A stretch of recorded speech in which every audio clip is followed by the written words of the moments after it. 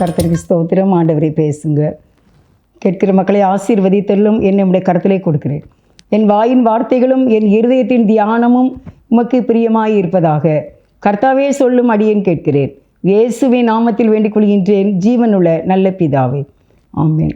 ஏசப்பாவுக்கு ரொம்ப ஸ்தோத்திரம் பண்ணுற இந்த செய்தியை கேட்கின்ற யாவருக்கும் வாழ்த்துக்கள்.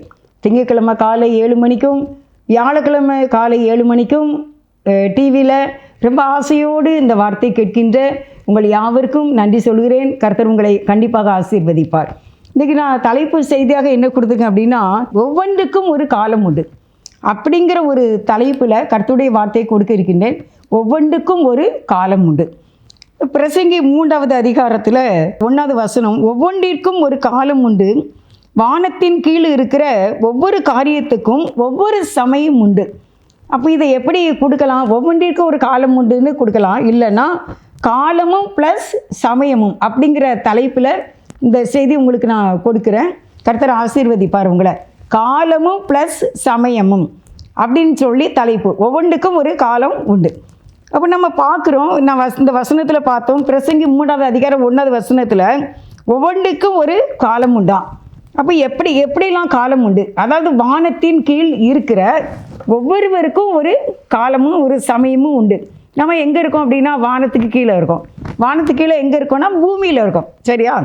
அப்போ எப்படி அப்படின்னு நான் 2வது வசனத்தை வாசிக்கிறேன். பிரசங்கி 3:2 பிறக்க ஒரு காலம் உண்டு, இறக்க ஒரு காலம் உண்டு. அந்த பூமியில் பிறக்கிறதுக்கு ஒரு காலம் இருக்குது, அதன் பின்பு சாகிறதுக்கு, அதான் இறக்க, சாகிறதுக்கு ஒரு காலம் உண்டு, கண்டிப்பாக உண்டு. நடுறதுக்கு ஒரு காலம் உண்டு, செடியை நடுறதுக்கு ஒரு காலம் உண்டு, அந்த நட்டதை பிடுங்க ஒரு காலம் உண்டு. 2வது பாயிண்ட்டு. 3வது பாயிண்ட்டு, கொல்ல ஒரு காலம் உண்டு, குணமாக்க ஒரு காலம் உண்டு. கொல்லனா என்ன? கொல்றதுக்கு முயற்சி பண்ணுறாங்க, கொலை செய்ய போகிறானுங்க, கழுத்தில் காதில் வெட்டிடுறாங்க, திருப்பி அவங்கள என்ன செய்கிறாங்க, ஆஸ்பத்திரியில் கொண்டு போட்டு சோமாயிருது. அதான் கொல்ல ஒரு காலம் உண்டு, குணமாக்க ஒரு காலம் உண்டு. அடுத்து பார்த்தீங்கன்னா 4வது பாயிண்ட்டு, இடிக்க ஒரு காலம் உண்டு, கட்ட ஒரு காலம் உண்டு. ஒரு பழைய காலத்தில் இங்கே 100 ஆண்டுகள் ஆன ஒரு பில்டிங்கை என்ன செய்கிறாங்க, இடிப்பாங்க, அதை இடிக்கிறாங்க, இடிச்சுட்டு என்ன செய்கிறாங்க, திருப்பி கட்டுறாங்க. அப்போ இடிக்கிறதுக்கு ஒரு காலம் உண்டு, அதை கட்டுறதுக்கும் ஒரு காலம் உண்டு. அழ ஒரு காலம் உண்டு, சிரிக்க ஒரு காலம் உண்டு. அதுக்கு என்ன வசனம் அப்படின்னு பார்த்தீங்கன்னா 4வது வசனம், அழ ஒரு காலம் உண்டு, நகைக்க ஒரு காலம் உண்டு. ஒரு காலத்தில் ஒரு வயசானவங்க, ஒரு 90 வயசு கிட்டக்க ஒருத்தங்க இறந்துட்டாங்க. இறந்த உடனே என்ன செய்கிறாங்க, எல்லாரும் அழுவாங்க. ஒரு 3வது நாள் என்ன வைப்பாங்க, விசேஷம் வைப்பாங்க. அதுக்கு பேர் என்னதாம்மா, விசேஷம். அந்த விசேஷத்தில் இலை போட்டு என்ன சாப்பாடு, கறி சாப்பாடு. அப்போ பார்த்திங்கன்னா எல்லாரும் ஜாலியாக உட்காந்து பேசிகிட்டு இருப்பாங்க. அன்றைக்கி நான் ஒரு கல்யாண வீட்டுக்காண்டி போய்கிட்டு இருந்தேன். அப்போது நாங்கள் போய்கிட்டு இருக்கும்போது ஒரு சாமியான பந்தல் போட்டிருக்கு. அங்கே எல்லாருமே நல்ல ட்ரெஸ் பண்ணி தான் உட்காந்துருக்காங்க. அப்போ எனக்கு இது கல்யாண வீடா என்ன அப்படின்னு கேட்டேன் ஆட்டோ டிரைவர்கிட்ட. அவங்க என்ன சொன்னாங்க, இது துஷ்டி வீடு அப்படிங்காங்க. ஆனால் அது துஷ்டி வீடா கல்யாண வீடானே தெரில. எப்படின்னா அப்போ ஒரு வயசானவங்க இறந்துருக்காங்க. அப்போ இறக்க ஒரு காலம் உண்டு, அது அழ ஒரு காலம் உண்டு, சிரிக்க ஒரு காலம் உண்டு. 3வது நாள் எல்லோரும் எப்படி இருக்காங்க, சிரிச்சாக்களும் இருக்காங்க. அடுத்து நீங்கள் பார்த்தீங்கன்னா அடுத்த வசனத்தில் 4வது வசனம், பிரசங்கி 3:4 அழ ஒரு காலம் உண்டு, நகைக்கன்னா சிரிக்க ஒரு காலம் உண்டு, புலம்ப ஒரு காலம் உண்டு, நடனம் பண்ண ஒரு காலம் உண்டு. ஒரு காலத்தில் கஷ்டத்தில், கடனில், பலவிதமான பாடுகளின் மத்தியில் என்ன செய்கிறாங்களாமா, புலம்புறாங்க, புலம்பிக்கிட்டே இருக்காங்க. ஆனால் அவங்களுடைய புலம்புறாங்க, அழுறாங்க, ஆலயத்தில் போய் ஜெபம் பண்ணுறாங்க, கண்ணீரோடு கர்த்தரை தேடுறாங்க. கர்த்தர் அந்த ஜெபத்தை கேட்டு விட்டார். அதனால் அவங்களுடைய ஜெபத்துக்கு பதில் கிடைஞ்சதுனால அவங்க நடனம் பண்ண ஒரு காலம் உண்டு.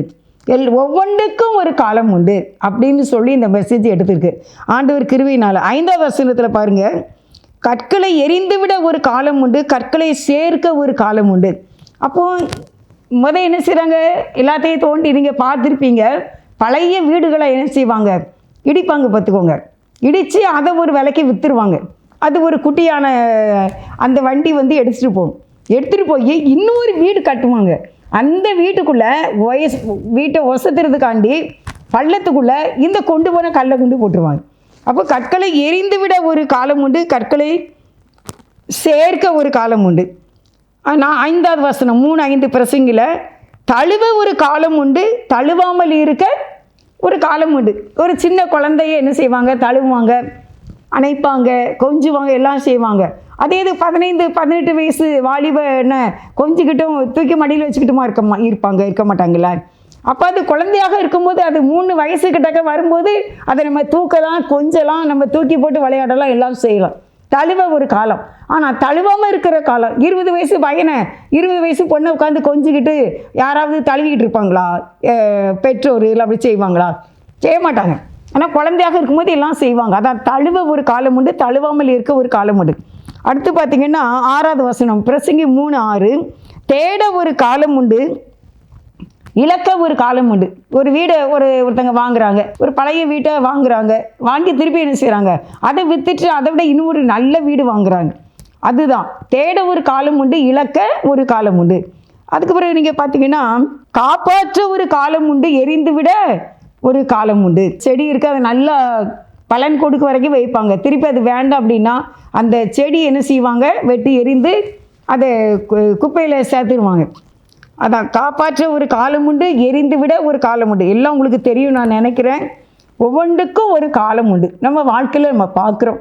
எல்லாமே நம்ம 50 வயசோ 60 வயசோ 70 80 அதுக்குள்ளே நம்ம எவ்வளவோ இழந்து போகிறோம், சேர்த்து கொள்கிறோம், எரிந்து விடுகிறோம், திருப்பி சேர்த்து கொள்கிறோம், விற்று விடுகிறோம், திருப்பி வாங்கி விடுகிறோம்.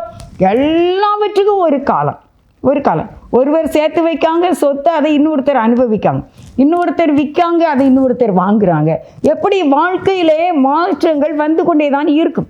ஆனால் எல்லாவற்றுக்கும் ஒரு சமயம் உண்டு. நான் கடைசியில் உங்களுக்கு சூப்பரான ஒரு ஆன்சர் சொல்வேன். அது ரொம்ப நல்லாயிருக்கும், சந்தோஷமாக இருக்கும். அதுபோல் பார்த்தீங்கன்னா கிழிக்க ஒரு காலம் உண்டு. 7வது வசனம், பிரசங்கி 3வது அதிகாரம் 7வது வசனம் வாசிக்கிறேன். கிழிக்க ஒரு காலம் உண்டு, தைக்க ஒரு காலம் உண்டாம். கிழிக்கிறோம், நம்ம ட்ரெஸ்ஸு வந்து என்ன செய்யுது, கிழிஞ்ச பிறகு என்ன செய்கிறாங்க, தைக்கிறாங்க. கிழிக்கிறதுக்கு ஒரு காலம் உண்டு, தைக்கிறதுக்கு அது பிறகு ஒரு காலம் இருக்குது. அப்புறம் பார்த்தீங்கன்னா மௌனமாக இருக்க ஒரு காலம் உண்டு, பேச ஒரு காலம் உண்டு. சிலர் என்ன செய்கிறாங்க, கொஞ்ச நாள் மௌனமாக இருப்பாங்க, சண்டை செய்து மௌனமாக இருந்துருவாங்க. ஆனால் ஒரு காலத்தில் மீண்டும் வாங்க என்ன செய்வாங்க, சேர்ந்துருவாங்க. அதான் மௌனமாக இருக்க ஒரு காலம்.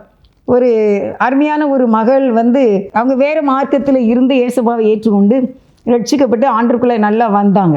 அப்போ நான் அவங்களுக்கு வந்து பைபிள் கொடுத்துருந்தேன், பார்த்துக்கோங்க, ஆண்டவருடைய கிருபையினால். அப்போ இந்த பைபிள் அவங்க வாங்கி இதில் என்ன இருக்கும், நமக்கு என்ன தெரியும் இந்த பைபிளை பற்றி. நம்ம 20 வயசு வரைக்கும் நம்ம வேறு மார்க்கத்தில் இருந்து வேறு விதமான வழிபாடு பண்ணியிருக்கோம். இவங்க பைபிள் கொடுத்துருக்காங்களே அப்படின்னு சொல்லிட்டு அவங்க பைபிள் வாங்கிட்டு போனாங்க. ஆனால் அவங்களுக்கு வீட்டில் வந்து ரொம்ப பயங்கரமான பிரச்சனைகள் தான், நிறைய பிரச்சனைகள், அதெல்லாம் சொல்ல முடியாது. அவ்வளோ பிரச்சனைகள், கஷ்டங்கள் அவங்க அனுபவிக்கும் போது அவங்க மனசில் ரொம்ப வேதனைப்பட்டிருக்காங்க. அப்படி வேதனையோடு கூட பைபிள் எடுத்து வாசிக்கும் போது இந்த பிரசங்கி 3வது அதிகாரம் இந்த 1வது வசனம் தான் அவங்களுக்கு ஆண்டவர் கொடுத்துருக்காரு. 1 இருந்து 8 வசனம் வரைக்கும், 1 இருந்து பிரசங்கி 1 3வது அதிகாரம் 1வது வசனத்திலிருந்து 8வது வசனம் வரைக்கும் கர்த்தர் பேசினாராமா. ஒவ்வொன்றுக்கும் ஒரு காலம் உண்டு. இப்போ வந்து நீ எப்படி இருக்கணும், நீ மௌனமாக இருக்கிற ஒரு காலம் இது, நீ பொறுமையாக இருக்க வேண்டிய ஒரு காலம், இதில் நீ அமைதியாகவே இருந்து கொண்டிருக்க வேண்டிய ஒரு காலத்தில் நீ இருக்கின்றாய். இதுக்கு ஒரு காலம், இது ஒரு காலம் மகளே அப்படின்னு சொல்லி ஆண்டவர் பேசியிருக்காங்க பாருங்க. அதில் இருந்து அவங்க எவ்வளவு பிரச்சனைகள் சூழ்நிலைகளின் மத்தியிலும் அவங்க அமைதியாகவே இருந்தாங்களாமா. என்ன பிரச்சனை வந்தாலும் ஒரு வார்த்தை கூட கோபமாக எதுவுமே பேசாமல், பெரிய ஃபேமிலி, அவங்க பெரிய ஃபேமிலி, ஜாயிண்ட் ஃபேமிலி, நிறைய பிள்ளைகள் குழந்தைகள் வேற, அவ்வளவு சூழ்நிலைகள் மத்தியிலையும் இதெல்லாம் எப்போ நடந்துச்சு அப்படின்னா குறைஞ்சது 45 ஆண்டுகளுக்கு முன்பாக நடந்த ஒரு உண்மை சம்பவத்தை நான் உங்களுக்கு சொல்லிக்கொண்டு இருக்கின்றேன். அநேக வருடங்கள் இப்போ அவங்க பிள்ளைங்க அவங்க பேரம்பேத்திலாம் ஏஜ் அட்டன் பண்ணி பெரிய வயசு பிள்ளைகளாம் ஆயிட்டாங்க. அந்த காலத்தில் அந்த பப்ளிக்காக இயேசுவை பற்றி வாசிக்க தெரியும், ஆலயத்துக்கு போக முடியாமல் பைபிளை நெஞ்சில் வச்சு ஆலயத்துக்கு கொண்டு போக முடியாத காலங்களிலே இந்த வேதத்தின் மூலமாக, இந்த பரிசுத்த பைபிள் மூலமாக கர்த்தர் அவங்களோடு பேசி அழகாக ஹேண்டில் பண்ணியிருக்காரு, நல்லா நடத்தியிருக்காரு. ஒன்றும் இல்லை மகளே, ஒவ்வொன்றுக்கும் ஒரு காலம்தான். இப்போ நீ மௌனமாக இரு, இப்போ நீ அமைதியாக இருந்துரு, இப்போ நீ பொறுமையாக இருந்துரு, இது உனக்கு ஒரு காலம். ஒவ்வொன்றுக்கும் ஒரு காலம். ஒரு நாள் நீ சிரிக்கிற காலம், ஒரு நாள் நீ பேசுகிற காலம், ஒரு நாள் நீ நடனம் பண்ணுகிற காலம் உனக்கு உண்டு மகளே. இப்போ நீனு மௌனமாக இருக்கிற காலம்தான். நீ கோபப்படக்கூடாது, எரிச்சல் படக்கூடாது, நீ அமைதியாக இருக்க வேண்டும், ஜெபிக்க வேண்டும். அப்படியே அவங்க என்ன செய்வாங்களாமா, மாடியில் போய் உட்காந்து, அவங்க வீட்டுக்கு நான் ஒரு நாள் போயிருக்கேன். அவங்க மாடியில் அவங்க பெட்ரூமில் ஒரு சின்ன ஜன்னல் இருக்கும். அந்த ஜன்னல் வழியாக வெளியே பார்த்தா வானம் தெரியும் பார்த்துக்கோங்க. அந்த வானத்தை பார்த்து அப்படியே அவங்க பேசுவாங்களாம், ஆண்டவரே நான் உங்களை அறியவே செய்யலையே, உங்களை எனக்கு தெரியவே செய்யாது, ஆனால் இந்த பைபிள் மூலமாக நான் உங்களை அறிந்திருக்கின்றேன். ஒவ்வொன்றுக்கும் ஒரு காலம் மட்டும் நீங்கள் சொல்லிட்டீங்களாப்பா, நீங்கள் மேலே இருக்கீங்களாப்பா, என்ன பார்த்துக்கிட்டே இருக்கீங்களாப்பா அப்படின்னு சொல்லி அவங்க அப்படியே டெய்லி வேலையெல்லாம் முடிச்சுட்டு அவங்க ஹஸ்பண்ட் வர்றதுக்குள்ளே அந்த மாடியில் போய் உட்காந்து ஜன்னல் வழியாக அவர்கள் வானத்தை நோக்கி பார்த்து பேசி கொண்டு இருந்திருக்காங்க. ஒரு நாள் பார்த்தீங்கன்னா அப்படியே ஒரு சிலுவை அப்படின்னா ஒளிமயமான சிலுவை, அப்படியே அந்த சிலுவையினுடைய நிழல் அவங்க பெட்ரூமில் ஜன்னல் வழியாக அந்த பெட்ரூமில் வந்து அப்படியே நிற்குதாம்மா. அப்படியே அந்த சிலுவை நின்றுச்சாமா அந்த காட்சி. ஆண்டவர் ஆண்டவர் என் பிள்ளைகள்லாம் ஸ்கூல் போயிட்டாங்க, என் பிள்ளைகளுக்கு பார்க்கலையே, இந்த கணவர் ஆஃபீஸுக்கு போயிட்டாங்க, அவங்க பார்க்கலையே, நான் பார்க்குறேன் அப்படின்னு சொல்லி அந்த சிலுவை வந்து அப்படியே அவங்க வீட்டுக்குள்ளே தத்ரூபமாக நின்றுச்சான் பார்த்துக்கோங்க. இந்த பிரசங்கி 3வது அதிகாரம் வாசிக்கும்போது ஒவ்வொன்றுக்கும் ஒரு காலம் உண்டு. அதான் நல்லா அழகாக சொல்லியிருக்கு பாருங்க. பிரசங்கி 3வது அதிகாரம் 1வது வசனத்தின் ஆரம்பமே ஒவ்வொன்றிற்கும் ஒவ்வொரு காலம் உண்டு, ஒவ்வொன்றிற்கும் ஒரு காலம் உண்டு. நீ எதுக்கு கவலைப்படுற? நான் சின்ன பிள்ளை, இவ்வளோ பெரிய ஜாயிண்ட் ஃபேமிலியில் என்னை எப்படி இவங்களை வழி நடத்த முடியும்? எனக்கு கஷ்டமாக இருக்க, ரொம்ப பயங்கரமான சூழ்நிலையாக இருக்க, எப்போ என்ன நடக்கும்னு தெரியலையப்பா ஏசப்பா அப்படின்னு சொல்லி அவங்க ஜெபிக்கும்போது கர்த்தர் அந்த சிலுவை காட்சி வழியாக அப்படியே அவங்கள ஹேண்டில் பண்ணியிருக்காரு. அப்படியே ஏசப்பா கைடு பண்ணியிருக்காங்க, அப்படியே வழி நடத்தியிருக்காங்க. எல்லாவற்றுக்கும் ஒவ்வொன்றுக்கும் ஒவ்வொரு காலம் உண்டு, ஒவ்வொன்றுக்கும் ஒவ்வொரு காலம். அப்போ இது ஒரு காலம் அப்படின்னு சொல்லிட்டு பொறுமையோடு கடந்து வந்தாங்களாமா. இப்போ ஆண்டவருடைய கிருபையினால் பார்த்தீங்கன்னா ரொம்ப சந்தோஷமா அப்போ மறைந்து பீரோலுக்குள்ளே ஒரு கிழிஞ்ச துணிக்குள்ளே அவருடைய கணவர் வருவதற்கு முன்பாக பைபிள் வாசிட்டு அந்த கிழிஞ்ச துணிக்குள்ளே அதை எடுக்கவே தேவையே இல்லாத ஒரு பழைய துணிக்குள்ளே பைபிளை பத்திரமா வச்சுருவாங்களாமா. அவங்க கணவன் வெளியே ஆஃபீஸ்க்கு போகையும் எடுத்து வாசித்து கரெக்ட் டைம் அவங்க கணவன் வீட்டுக்கு வந்துடுவாங்களாம். மதியம் 1 மணிக்கு சாப்பிடுனா 1 மணிக்கு கண்டிப்பாக வந்து ஆஃபீஸ்லேருந்து வீட்டுக்கு வந்துடுவாங்களாமா. 1 மணிக்கு கதவை தட்டுனா நிச்சயமாக அது என்னுடைய கணவராக தான் இருக்கும் அப்படின்னு சொல்கிறாங்க. அந்த டைமுக்குள்ளே வேலையும் பார்த்து அந்த பைபிளையும் படிச்சுட்டு அந்த பழைய துணிக்குள்ளே அந்த பைபிளை வச்சுட்டு அவங்க வாழ்ந்திருக்கும் போது கர்த்தர் பேசின இந்த முதல் வார்த்தை ஒவ்வொன்றுக்கும் ஒவ்வொரு காலம் உண்டு. அப்படியே அவங்க கடந்து பாருங்கள். இப்போ பப்ளிக்காக அவங்க ஞானஸ்நானம்லாம் எடுத்து ஆண்டவருக்காக எல்லாருக்கும் தெரிகிற அளவுக்கு பைபிள் படித்து நல்ல சந்தோஷமான ஒரு வாழ்க்கையை இப்போ கொடுத்துருக்கிறார். அப்போ உள்ள நெருக்கத்தையும் நான் அறிவேன், அவங்க பட்ட கஷ்டத்தையும் எனக்கு தெரியும். அவங்க ஒவ்வொரு நாளும் கண்ணீரோடு சொல்கிற காரியத்தை இப்போ ஆண்டவர் அந்த கண்ணீருக்கு மேலாக அவங்களை சந்தோஷப்படுத்தி இருக்கிறார். இதில் நான் சொல்கிறேன், தழுவ ஒரு காலம் உண்டு, தழுவாமல் இருக்க ஒரு காலம் உண்டு, தேட ஒரு காலம் உண்டு, இழக்க ஒரு காலம் உண்டு, காப்பாற்ற ஒரு காலம் உண்டு, எரிந்துவிட ஒரு காலம் உண்டு, கிழிக்க ஒரு காலம் உண்டு, தைக்க ஒரு காலம் உண்டு, மௌனமாக இருக்க ஒரு காலம் உண்டு, பேச ஒரு காலம் உண்டு. 13வது வார்த்தை என்ன அப்படின்னா, சிநேகிக்க ஒரு காலம் உண்டு, பகைக்க ஒரு காலம் உண்டு. 8வது வசனம் பிரசங்கி 3வது அதிகாரம் 8வது வசனத்தில் சிநேகிக்க ஒரு காலம் உண்டு, பகைக்க ஒரு காலம் உண்டு, யுத்தம் பண்ண ஒரு காலம் உண்டு, சமாதானம் பண்ண ஒரு காலம் உண்டு. அப்போ சிநேகிக்க யாருமே இல்லை, சிநேகிக்க முடியாத ஒரு காலம். யார் சிநேகிப்பா? மாமியார் யாருமே சிநேகிக்க மாட்டாங்க, யாருமே சிநேகிக்க மாட்டாங்க. எப்பொழுதுமே பாடுகள் தான், கண்ணீர் வடித்த ஒரு காலம். ஆனால் ஏசப்பாவை மட்டும் உறுதியாக பிடிச்சு கொண்டாங்க. ஆனால் ஒரு நாள் அது என்ன ஆண்டவர் சொல்கிறாரு, யுத்தம் பண்ண ஒரு காலம், சமாதானம் பண்ண ஒரு காலம். இப்போ அருமையானவர்களே, இவங்க தான் எல்லா குடும்பத்திலையும் சமாதான புறாவாக தேவன் வைத்திருக்கிறார்.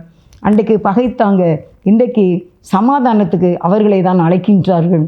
எல்லா அவங்களுடைய குடும்பத்தில் ஃபேமிலியில் எந்த நல்ல காரியங்கள் வந்தாலும் நீ தான் வரணும், நீங்கள் தான் வந்து நிற்கணும், நீங்கள் தான் எங்களுக்கு இதை பொறுப்பெடுக்கணும், நீங்கள் தான் எங்களுக்கு ஐடியா சொல்லி தரணும், நீங்கள் தான் இதை எங்களுக்கு செய்து கொடுக்கணும், நீங்கள் தான் எங்களுக்கு ப்ரேயர் பண்ணணும் அப்படின்னு சொல்கிற அளவுக்கு ஏசப்பா வந்து இந்த காலம் என்ன காலம், சமாதானம் பண்ணுகிற ஒரு காலத்தை கொடுத்துருக்கிறார்.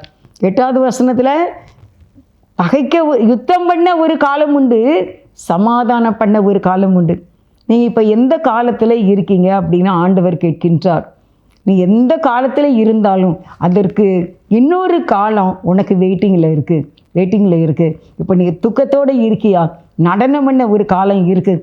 கடன் பாரத்தில் இருக்கீங்களா? செழிப்பான ஒரு காலம் இருக்குது. பாவத்தில் இருந்து எழுந்திருக்க முடியலன்னு நீங்கள் கவலைப்படுறீங்களா? நீங்கள் பரிசுத்தத்தில் மகிழ்ச்சியோடு இருதயத்தில் ஆறுதலோடு வாழக்கூடிய ஒரு காலம் உங்களுக்கு உண்டு. நீங்கள் நிறைய இழந்து போயிட்டீங்க, அறியாமையினால் இழந்து போயிட்டீங்க, ஞானம் இல்லாமல் இழந்து போயிட்டீங்க, ஒரு கையெழுத்து வாங்காமல் இழந்து போயிட்டீங்க. ஆனால் அது கிடைக்க ஒரு காலம் உண்டு. எதெல்லாம் நம்ம இழந்தோமோ அதெல்லாம் பெற்றுக்கொள்ள ஒரு காலம் உண்டு. நான் ஞானம் இல்லாமல் நடந்து கொண்டேனே என்று புலம்பாதீங்க. அந்த ஞானம் இல்லாமல் இருந்தாலும் அதுலேயும் ஒரு வெற்றி சிறக்க பண்ண ஒரு காலம் உண்டு. ஒவ்வொன்றுக்கும் ஒவ்வொரு சமயம் உண்டு.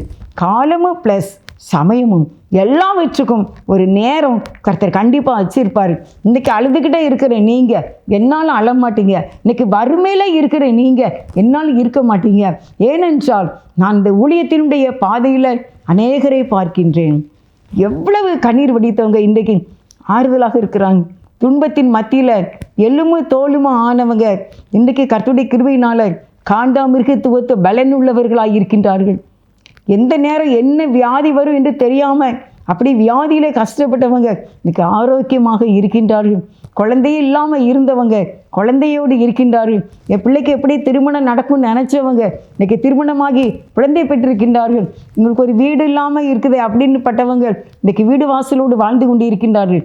ஒரு அக்கா சொன்னாங்க, ஒரே ஒரு வீடு கொடுங்கப்பா, நான் உங்கள் பிள்ளையாக இருக்கேன்ப்பா, நான் ரொம்ப பாவி தான்ப்பா, நான் ரொம்ப கெட்ட வார்த்தைலாம் பேசுவேன்ப்பா, நான் ரொம்ப பொல்லாத பிள்ளைப்பா, இப்போ ஏசப்பா நான் உங்களை கையெடுக்கிறேன்ப்பா, நீங்கள் எனக்கு ஒரு வீடு கொடுங்கப்பா, ஒரே ஒரு வீடு கொடுங்கப்பா, என் பிள்ளைங்களை கூட்டிக்கிட்டு நான் இப்படி அலைய முடியாதுப்பா அப்படின்னு சொன்னாங்களாம்மா.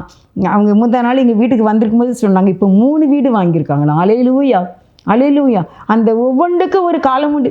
ஒரு நாள் வாடகை வீட்டில் தண்ணிலாம் மழை தண்ணிலாம் பெய்து கணவனையும் பிள்ளைகளையும் வச்சுக்கிட்டு சின்ன பிள்ளைகளை வச்சுக்கிட்டு கஷ்டப்பட்ட அந்த மகளுக்கு இப்போ அரண்மனை மாதிரி வீடு கொடுத்துருக்காரு. 2 வீடு வாடகை கொடுத்து ஒரு வீட்டில் அவங்க குடியிருக்காங்களாமா. வந்தவங்க சொல்லிக்கிட்டு இருந்தாங்க, எவ்வளோ நல்லவர் ஏசப்பா, எவ்வளோ நல்லவர். நான் வேலை செய்வேன், கெட்ட வார்த்தைகளை பேசுவேன், துன்மார்க்க ஜீவியமாய் வாழ்ந்தேன், என்ன கூட நான் பாவியாக இருந்த என்ன கூட இந்த ஏசப்பா, படிப்பில்லாத என்ன கூட இந்த ஏசப்பா, காட்டுக்கு வேலைக்கு போன பாவியாகி என்ன இன்றைக்கு அரண்மனையிலே வாழ வைத்திருக்கின்றார். இந்த ஆண்டவர் எனக்கு போதும் காயினுமே, என் ஆயுசு வரைக்கும் என் ஆண்டவர் போதும், என் பிள்ளைங்களும் ஏசப்பாவை வணங்குறாங்க, இது எங்களுக்கு போதும் என்று சொல்லுகின்றார்கள். அன்றைக்கு கண்ணீரோடு அழுதவங்க அவங்க எப்படி வாடகை வீட்டில் இருந்தாங்கன்னு எனக்கு தெரியும். இப்போ அவங்க எவ்வளோ பெரிய வீட்டில் வாழ்ந்துக்கிட்டு இருக்காங்கன்னு நான் பார்த்துருக்கேன். ஆண்டவருடைய கிருபையினால் அருமையானவர்களே, ஒவ்வொன்றுக்கும் ஒரு காலம் உண்டு. நீங்கள் இப்போ எந்த காலத்தில் இருக்கீங்க? நீங்கள் பாவிகளாக இருக்கும்னு நினைக்கிறீங்களா? நிச்சயமாக தூக்குவார். நீங்கள் கணவன் சரியில்லைன்னு இருக்கீங்களா? கணவனை சரிப்படுத்துவார். மனைவி பிரச்சனையில் பலவீனமாக இருக்காங்கன்னு நினைக்கிங்களா? சுகமாக்குவார். பிள்ளைகள் படிக்கலைன்னு நினைக்கிங்களா? இந்த காலத்தை நினைக்காதீங்க. படிக்கலைங்கிற இந்த காலத்தை நினைக்காதீங்க. படித்து வெற்றி பெறுவார்கள், நல்ல சிங்காசனத்தில் அமர்ந்திருப்பார்கள். அதற்கு ஒரு காலம் உண்டு. பிள்ளை படிக்கலைன்னு கவலையோடு அழுது கொண்டு இருக்கிற உங்களுக்கு, உங்கள் பிள்ளைகள் நல்ல உயர்ந்த ஸ்தானத்திலே சிங்காசனத்திலே இருக்க ஒரு காலம் உண்டு. என் பிள்ளைக்கு திருமணம் நடக்கலைன்னு ஏங்கி கொண்டிருக்கிற உங்கள் பிள்ளைங்க திருமணத்தில் பொண்ணு மாப்பிள்ளையுமா இருப்பாங்க. அதுக்கு ஒரு காலம் உண்டு. எங்களுடைய பிள்ளைகள் பிரிந்திருக்கிறார்கள் என்று நீங்கள் நினைக்கிங்களா? அவங்க சேர்ந்து அவங்க குழந்தையை பெற்று உங்கள் வீட்டில் தொட்டில் போடுகிற காலம் உண்டு. ஒவ்வொன்றுக்கும் ஒரு காலம் உண்டு. ஒவ்வொன்றுக்கும் ஒரே சமயம் உண்டு. என் பிள்ளை வளரவே மாட்டேங்கு, என் பிள்ளை ரொம்ப கட்டையாக இருக்குன்னு நினச்சிக்கிட்டு இருக்கீங்களா? ஓங்கி வளர்கிற விருட்ச கண்டுகளைப் போல, சித்திரம் தீர்ந்த அரண்மனை மூளை கற்களைப் போல இருப்பார்கள். யுத்தம் பண்ண ஒரு காலம் இருந்தால் சமாதானம் பண்ண ஒரு காலம் உண்டு. பிரசங்கி 3:9 வருத்தப்பட்டு பிரயாசப்படுகிறதுனால் அவனுக்கு பலன் என்ன அப்படின்னு சொல்லியிருக்கு. வருத்தப்பட்டு பிரயாசப்படுகிறதுனால அவனுக்கு பலன் என்ன? அதனால் நீ இப்படிலாம் இருக்கிறதுனால நீ வருத்தப்படாத, அதனால் உனக்கு பலன் இல்லை, எல்லாம் மாயை தான். அதுக்கு நான் உங்களுக்கு ஆறுதலான ஒரு வசனம் சொல்கிறேன்.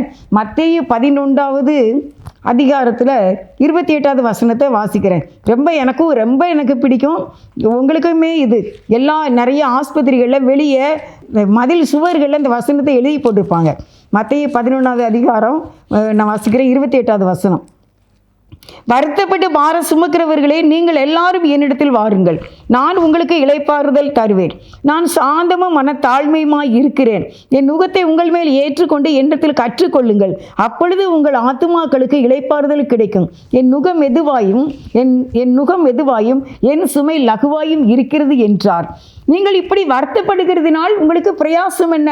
அப்படிதான் நம்ம வாசித்தோம். எதில் வாசித்தோம்? பிரசங்கி 3 அதிகாரம் அந்த 9வது வசனத்தில் நம்ம வாசித்தோம். வருத்தப்பட்டு பிரயாசப்படுறதுனால உனக்கு பலன் என்ன அப்படின்னு அங்கே சொல்லியிருக்கு.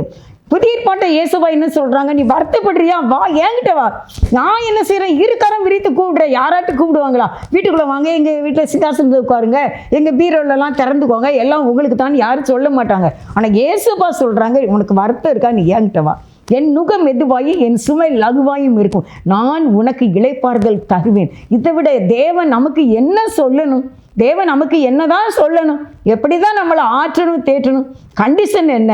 என்கிட்ட வா, நீ வருத்தப்பட்டு பாரம் சுமந்து தவிக்கிற நீ என்னிடத்தில் வா என்று கர்த்தர் கேட்கின்றார், கர்த்தர் கூப்பிடுகின்றார். அப்பொழுது சொல்றாரு, ஆறுதலான வசனம், இளைப்பாறுதல் தருவேன். அல்லேலூயா, அல்லேலூயா. ஏசாயா 41:10 நான் உனக்கு துணை நிற்கிறேன், பயப்படாதே. நான் பாருங்க, அது நல்லா இருக்கும்.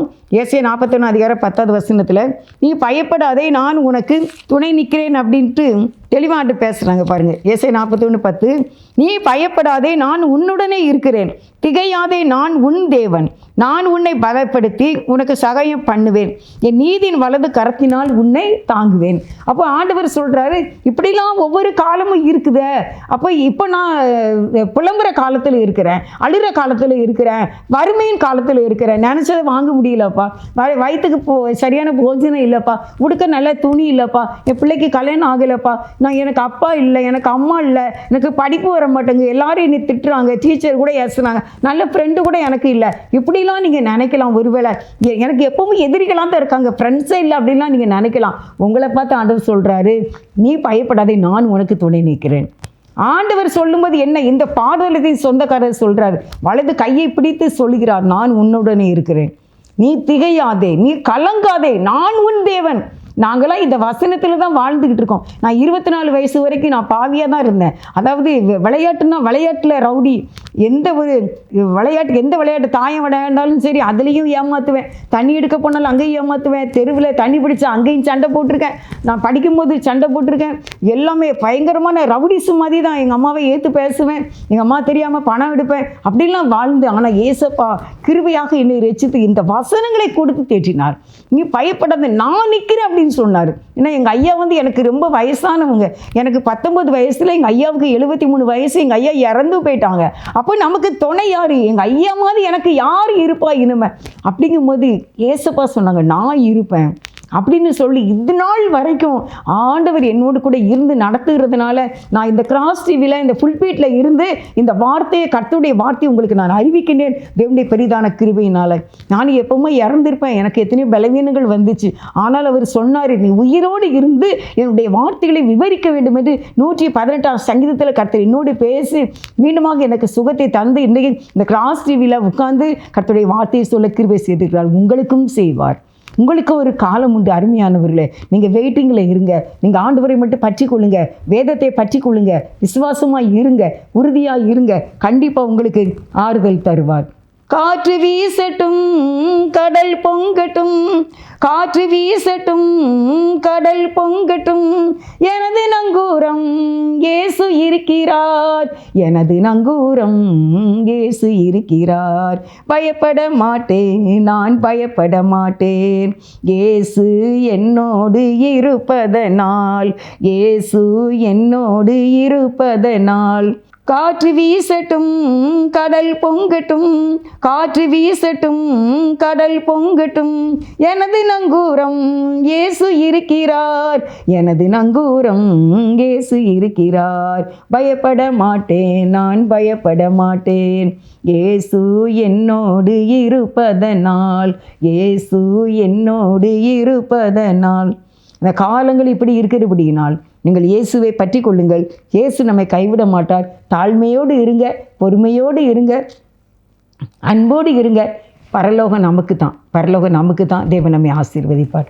எங்களை அதிகமாக நேசிக்கிற எங்கள் நல்ல தகப்பனே, மெய் துதிக்கிறோம், மெய் ஸ்தோத்திரிக்கிறோம். உலகில் இருக்கிற அழகையை விட, உலகில் இருக்கிற அழகையை விட என்னில் இருப்பவர் மிகவும் பெரியவர், என்னில் இருப்பவர் மிகவும் பெரியவர், என்னில் இருப்பவர் மிகவும் பெரியவர், என்னில் இருப்பவர் மிகவும் பெரியவர். பயப்பட மாட்டேன், நான் பயப்பட மாட்டேன், இயேசு என்னோடு இருப்பதனால், இயேசு என்னோடு இருப்பதனால். இயேசுப்பா நீங்கள் எங்களோடு இருக்கிறபடினால பயப்பட மாட்டோம். ஒவ்வொன்றுக்கும் ஒரு காலம் உண்டு, ஒரு சமயம் உண்டு. ஆனாலும் நீர் எங்களோடு இருந்து எங்களை ஆசீர்வதிக்கிற நல்ல தகப்பனாக, பயப்படாது என்று சொன்ன தகப்பனாக இருப்பதற்காக உங்களுக்கு ஸ்தோத்திரம். நாங்கள் உண்மை உறுதியாய் பற்றிக்கொள்ள கிருபைதார். எங்களுக்கு நடனம் பண்ண ஒரு காலம், எங்களுக்கு சிரிக்க ஒரு காலம், நாங்கள் மகிழ்ச்சியாக இருக்க ஒரு காலம், எங்களுக்கு சமாதானம் பண்ண ஒரு காலம், எங்களுக்கு ஒரு காலம் உண்டு. அது நல்ல காலம், அது ஆசீர்வாதத்தின் காலம், அது வெற்றியின் காலம். எங்களுக்கு வெயிட்டிங்கில் இருக்குது. அது சீக்கிரமாய் வரும், அது தாமதிக்காது. அதற்காக இயேசப்பா உங்களுக்கு நன்றி. எங்களை ஆசீர்வதியும். இயேசுவின் நாமத்தில் வேண்டிக் கொள்கின்றேன், ஜீவனுள்ள நல்ல பிதாவே. ஆமென். God bless you.